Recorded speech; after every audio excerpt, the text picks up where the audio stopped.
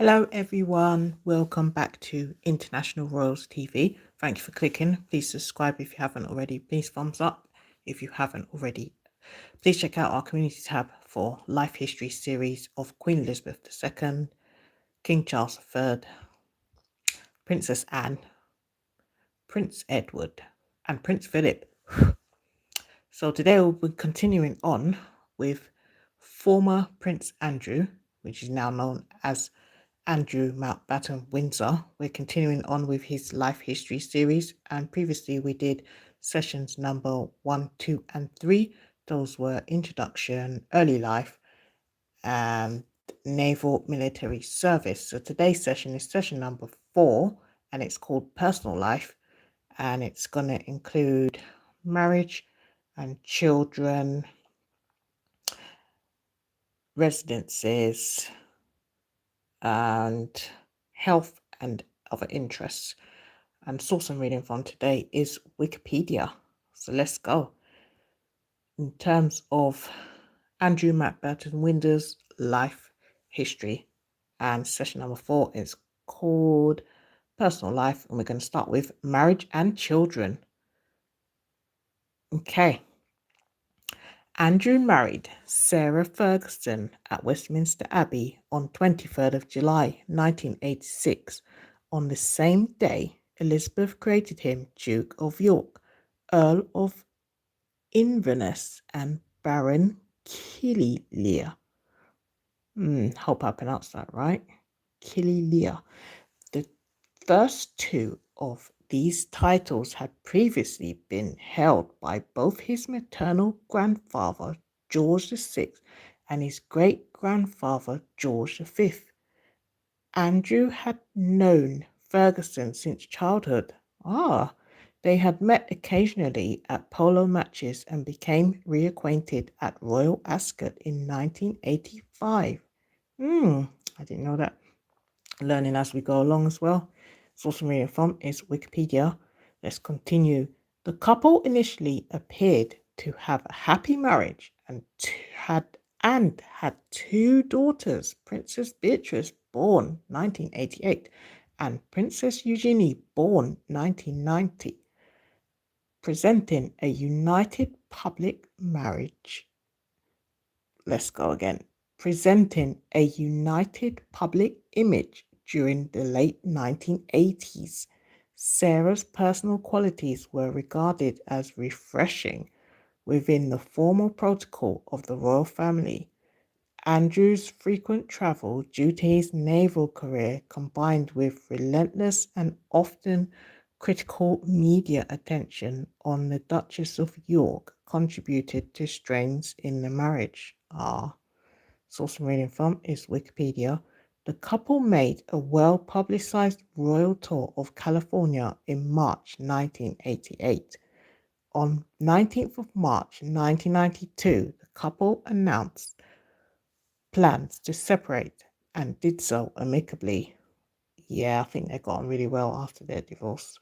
That August, tabloid newspapers published photographs of the businessman John Bryan, Sucking, Sarah's toes, effectively ending any prospect of reconciliation. Source I'm reading from is Wikipedia. Throughout the separation, Ferguson had maintained that Bryan was her financial advisor, a claim Andrew accepted. The marriage ended in divorce on 30th of May 1996. Andrew spoke warmly of his former wife in 2008, saying, "We have managed to work together to bring our children up in a way that few others have been able to, and I am extremely grateful to be able to do that." That's absolutely true. They maintained a fantastic relationship even after their divorce in the best interest of their children, which most people can't do. He's actually absolutely right about that. So that on that part, he should be commended as a great father. Source I'm reading from is Wikipedia. In May 2010, Ferguson was filmed by a News of the World reporter stating that Andrew had agreed that if she were to receive £500,000. He would meet the donor and provide useful top level business contacts. She was filmed receiving $40,000 in cash as a down payment. Source I'm reading from is Wikipedia. The newspaper reported that Andrew had no knowledge of the arrangement. In July 2011, Ferguson said that her multi-million-pound debts had been cleared through the intervention of her former husband, whom she described as a knight on a white charger. Source I'm reading from is Wikipedia.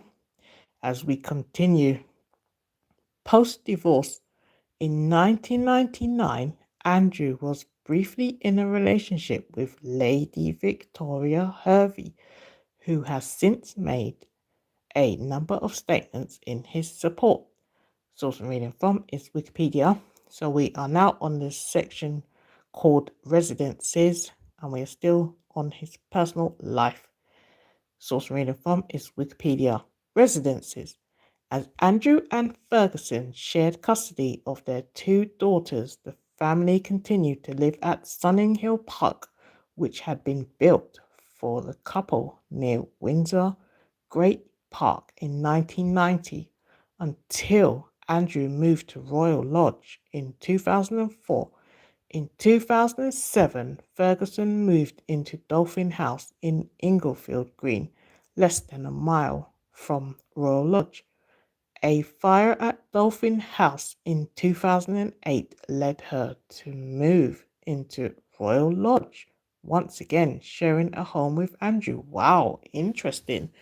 So they were living amicably under the same roof as a divorced couple. Wow, that's interesting.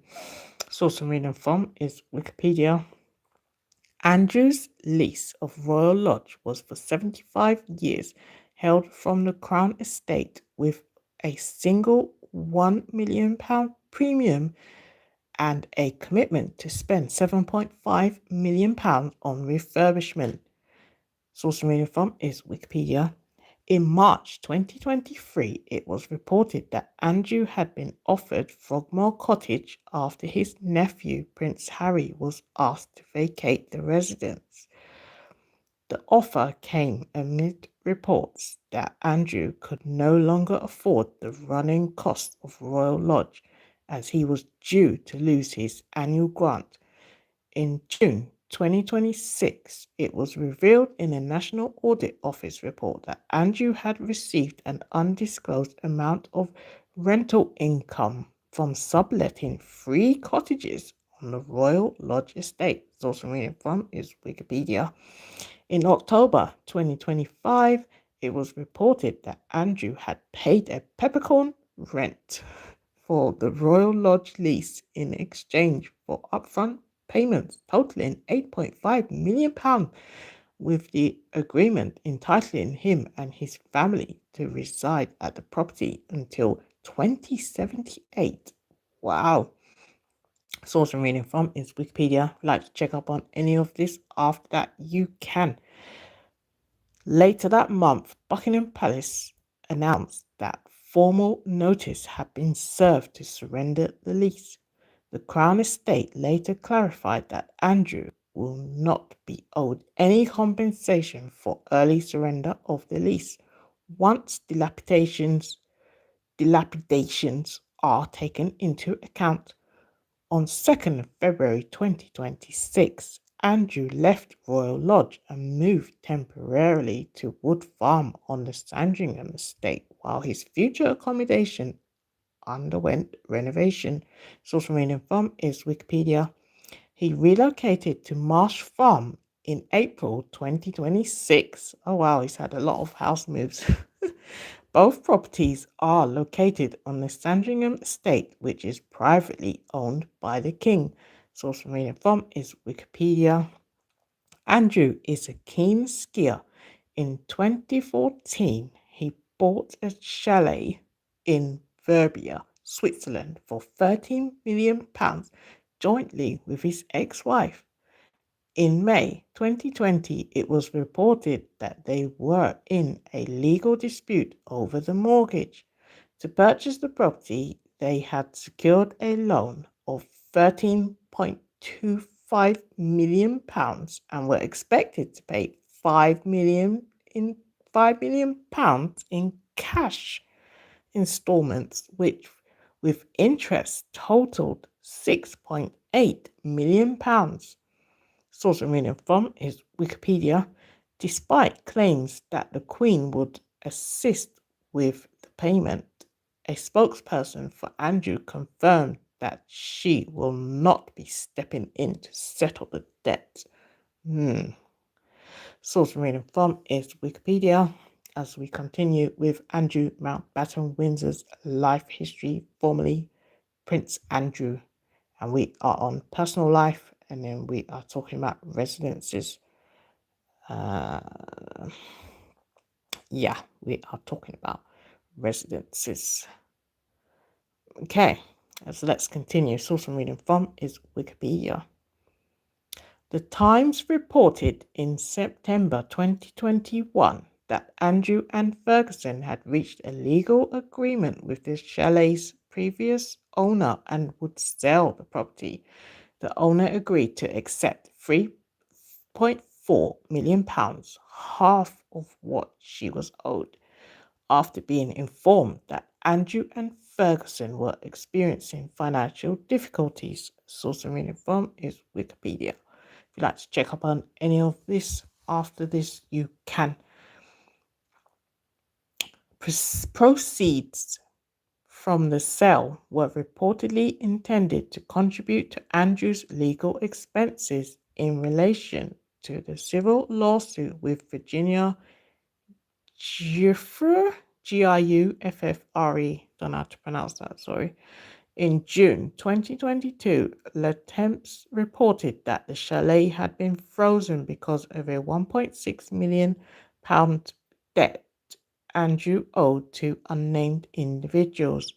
Law professor Nicholas Jandin told the newspaper, "A sale is in principle impossible, except with the agreement of the creditor." Source I'm reading from is Wikipedia.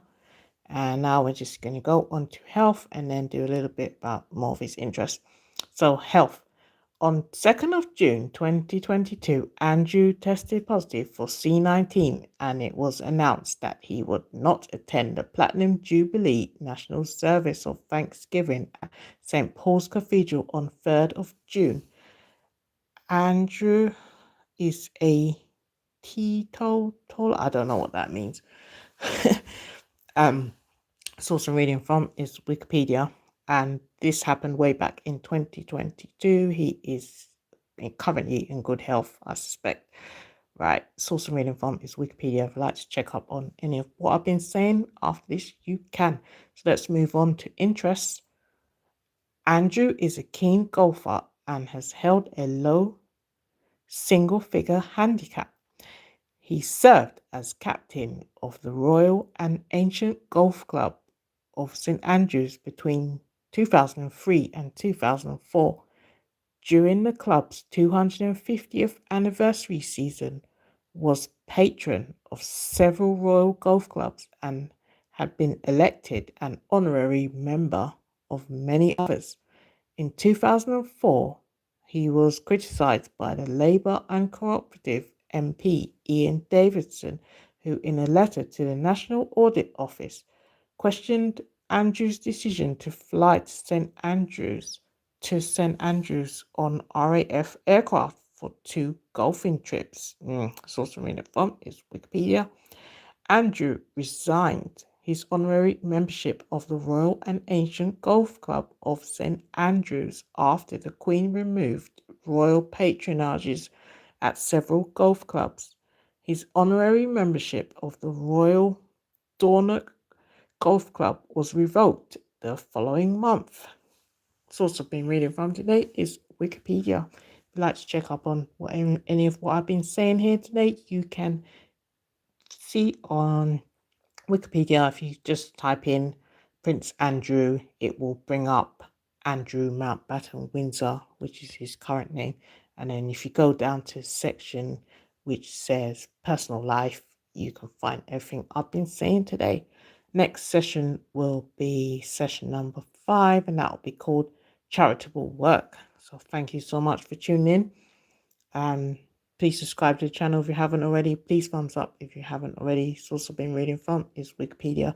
We've also done other playlists and other life history series.